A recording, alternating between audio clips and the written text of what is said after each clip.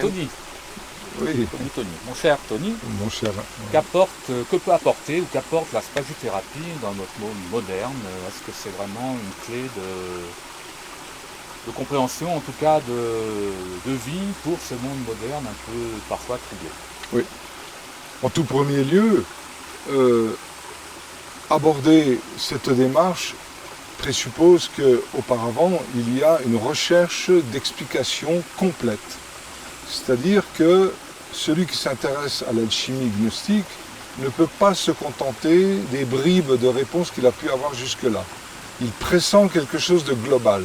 Or, la démarche d'un Paracels, qui parle d'alchimie, qui vit l'alchimie, c'est qu'il parle, lui, après d'autres intervenants dans l'histoire de l'humanité, il parle de l'être en tant que microcosme.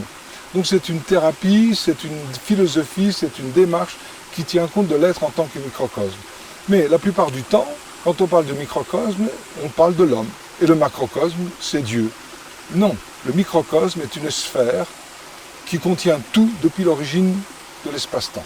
Donc à partir de ce moment-là, il y a un lieu au centre de cette sphère qui correspond au noyau du cœur, qui influe la biologie de la personne.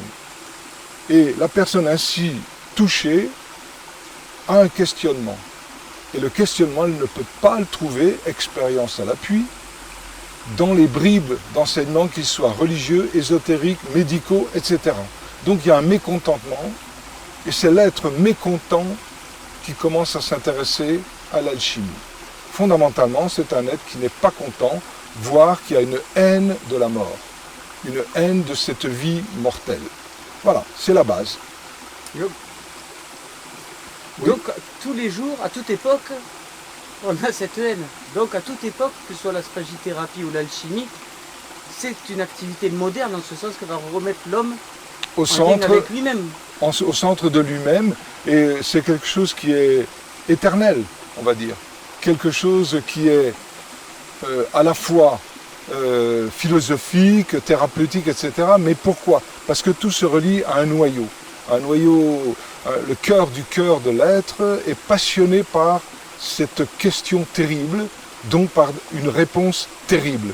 Une réponse qui englobe la colère, je dirais même, qui englobe le feu, l'eau, la vie, les frustrations, les déceptions, les joies, les jouissances. Tout ça tourne autour de ce noyau. Qu'on soit homme ou femme, qu'on ait 72 ans ou qu'on ait 25 ans, qu'on soit riche, pauvre, etc., etc., c'est quelque chose qui nous met le frisson dans les bras. Je dis ça parce que je les ai en ce moment. Et à partir de ce moment-là, il y a une alchimie non frustrante. Et là, eh bien, curieusement, on rencontre des personnes qui font un bout de chemin, eux aussi dans ce sens-là, avec d'autres compétences. C'est un peu l'idée de cette école, voilà, on pourrait appeler de cette école de spagithérapie qui va se mettre en place, hein, c'est que différentes compétences se réunissent au nom de cette question fondamentale. Et c'est vraiment le dénominateur commun des personnes qui s'intéressent à l'alchimie gnostique, c'est ce point d'interrogation qui est dans le cœur. Donc, le point de départ, c'est vraiment la vie de tous les jours. Et alors, c'est dans la quotidienneté qu'on se rend compte qu'il y a un insoluble, et cet insoluble, c'est le médecin secret que, pendant des vies et des vies, on a écarté de la conscience au nom de toutes les croyances qu'on nous a mises dans la tête. Mais à un moment donné, l'être se rend compte des cul-de-sac de ses croyances, et là, il ne croit plus dans ce qu'il a cru jusqu'alors. Il ose remettre en question sa croyance du progrès de l'humanité, etc. Ceci dit, c'est un être parfaitement écologique, qui adore cette nature, mais il en voit les limites. Alors, est-ce qu'on peut dire que les difficultés de notre époque, qui sont assez flagrantes, est-ce que c'est une chance de l'humanité, justement, de pouvoir être confronté à son caca, son caput, et donc ces insolubles dans lesquels se trouve le feu secret, donc le dynamisme qui permettra de dépasser la dualité? J'adhère complètement à cette explication, vraiment. Moi, je pense qu'on vit une époque formidable, avec les dangers que ça présuppose, de mettre en l'air la planète. sans dessus-dessous, au niveau nucléaire, au niveau réchauffement climatique, on y croit, on n'y croit pas. Enfin, il y a quand même des risques. On sait que très concrètement, au niveau de l'armement qui est sur cette Terre, on peut faire exploser la Terre je ne sais pas combien de milliers de fois. Nous sommes fous. Nous sommes fous. Pour celui qui a un minimum de bon sens, nous sommes fous. On mélange l'espace-temps qui devrait se perpétuer et puis la volonté de se libérer de ce monde. Et donc on crée des situations explosives. Voilà. On pourrait presque dire que les personnes qui ont un minimum de conscience intérieure devraient être pacifistes, en réconciliation avec cette nature, pour mieux la quitter. Et on pourrait dire qu'il y a des déviances, où il y a des gens qui ont cette conscience gnostique, mais dans un nuage, ces êtres-là sont capables de faire sauter la planète. Après eux, le déluge. Alors voilà, on vit une époque très très particulière, et les connaissances sont à l'avenant, elles sont là. Il y a des connaissances de première main, et c'est ce feu dans nos eaux internes qui bouillonne chez le gnostique. Voilà, donc on peut dire qu'il y a des connaissances qui arrivent sur la place publique, Oui. par exemple déjà ceux qui l'amènent, qui vont en parallèle avec la dégradation apparente de ce monde. Parce qu'à la limite, bon, même si la planète saute, ça reconstruira. Il y aura toujours des dinosaures qui reviendront. Oui. Et donc le début de ta question, c'est de se dire finalement, est-ce que à l'arrière-plan de cette catastrophe potentielle, à la difficulté qui semble grandissante de notre époque, que ce soit au niveau écologie, au niveau humanité, enfin bref, oui, absolument, ne serait-ce que la masse de l'humanité, à ces difficultés, en parallèle, arrivent pas des nouveaux enseignements, mais disons une réactualisation, une mise à disposition de ceux qui veulent, mais de quelque chose qui était caché avant, en particulier au travers de l'alchimie, de vision gnostique, l'alchimie gnostique, de tes recherches par exemple. Oui, je pense que ça va ensemble. Et c'est pour ça que la méthode, l'époque que nous vivons est cruciale pour moi. Cruciale dans le sens même croix. C'est quoi cette croix? De se rendre compte que la verticalité et l'horizontalité, c'est-à-dire le céleste et le terrestre, sont à égalité. On ne peut pas dire, eh bien, le céleste, la croix verticale classique, est plus grand que le terrestre et la poutre horizontale est plus courte. Non, les deux ont la même importance. Du coup, on se retrouve avec une croix qui a les deux poutres d'égale distance. Là, on peut faire passer par les quatre pointes un cercle et non plus une ellipse. Et la conscience de ce cercle, c'est la conscience de cette rondeur, c'est la conscience du microcosme. Voilà. Et donc, à partir de ce moment-là, on a accès à partir d'un point focal qui est dans le cœur du cœur, à tout ce tissu d'expériences, oubliées ou pas, mais elles sont là. Et nous vivons une époque où, comme une chaussette, on est allé jusqu'au bout, on peut la retourner. Et voir qui nous sommes. C'est la connaissance de soi. Et donc la connaissance du monde. Homme, connais-toi toi-même et tu connaîtras les dieux. Par l'inverse, c'est pas en connaissant Dieu que je me connais. C'est une dépendance, c'est un emprisonnement. Mais si je me connais moi-même, je peux connaître les dieux. Pourquoi? Parce que les dieux sont mon émanation. Donc les dieux qui façonnent cette terre est façonnée par les dieux et les dieux sont façonnés par moi à chaque instant. Donc je suis responsable. Donc j'ai une responsabilité et si je veux l'assumer, donc responsabilité, c'est avoir la réponse, ça suppose des questions, mais il faut que je me pose la vraie question. La vraie question, c'est pas que vas-tu devenir Moïse, vas-tu devenir Jésus, vas-tu devenir le Bouddha? Non, je me demanderai dans mon microcosme, mais est-ce que tu as été Tony Chéron? C'est le meilleur moyen de dissoudre Tony Chéron, de le dégonfler et de libérer quelque chose qui n'a jamais appartenu à cet espace-temps qui nous broie.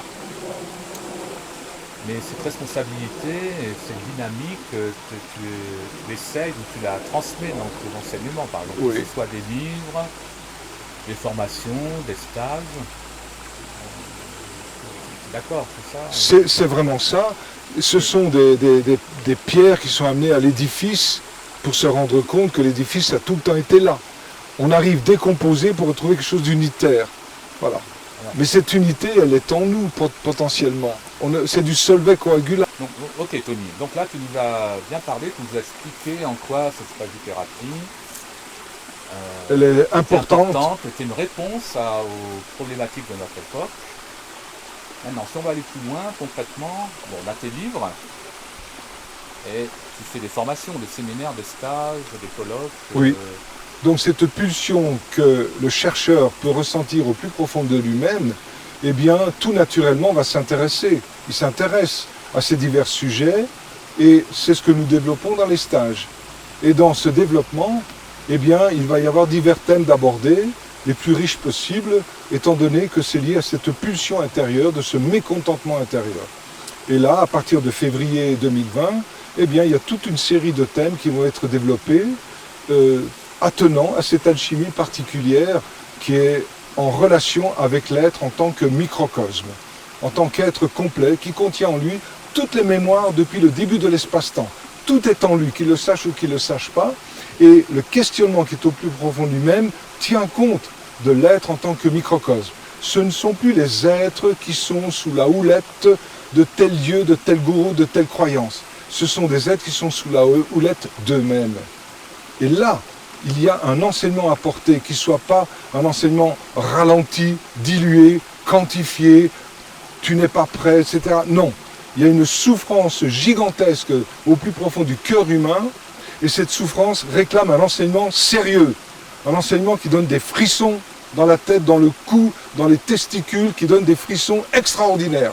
À partir de ce moment-là, l'être, il a, excusez-moi, mais il a la force de renverser des montagnes. Et c'est ça qu'on se propose de faire. Et j'ai la prétention de dire que c'est amorcé. Nous avons ce qu'il faut. Très sérieusement, très humblement, on ne va pas se voiler la face. Il y a un outil direct qui peut aider sur le plan philosophique, sur le plan des questions qu'on se pose dans la vie, sur le plan thérapeutique. Voilà, ça s'adresse à l'être en tant que microcosme, donc à la totalité de notre être. Après, on peut aller rechercher des éléments extrêmement instructifs dans le christianisme, dans le judaïsme, de prendre aussi des choses de l'islam, certainement, que je connais moins honnêtement, dans le bouddhisme évidemment, dans la Kabbale, etc. Il y a tout un tissu de connaissances qui nous ont été légués tout au long des siècles et des années. À nous de resituer l'alchimie. Là, maintenant, en 2019-2020, maintenant, il y a une alchimie possible. Donc il y a tout un déroulé cohérent, tout un déroulé cohérent que l'on vérifie, que l'on a vérifié plusieurs fois, à travers la pratique en thérapie, à travers la pratique de laboratoire, à travers la théorie, à travers divers sujets. C'est comme si ça rafraîchissait tous les domaines. Le domaine du tarot, le domaine des lettres hébraïques, le domaine du yiking, tout un travail qui nous montre qu'il y a un insoluble extraordinaire à l'arrière-plan. Et c'est sur cette base qu'on va pouvoir apporter une réponse qui dépasse les maladies et les cercueils. Parce que nous avons tous une échéance et on en est tous plus ou moins conscients, même si nous n'avons que 20 ans. Eh bien, c'est sur cette base-là qu'il faut être sérieux. On doit être respectueux de nous-mêmes. On doit s'aimer comme c'est pas permis. Et tous les enseignements qui nous détournent de cela, c'est uniquement pour nourrir les lubies de l'au-delà. Et ça fait des fausses alchimies, des fausses rose-croix, des fausses gnoses. La véritable gnose, elle est dans l'amour profond de soi-même. À partir de là, on peut aimer l'autre.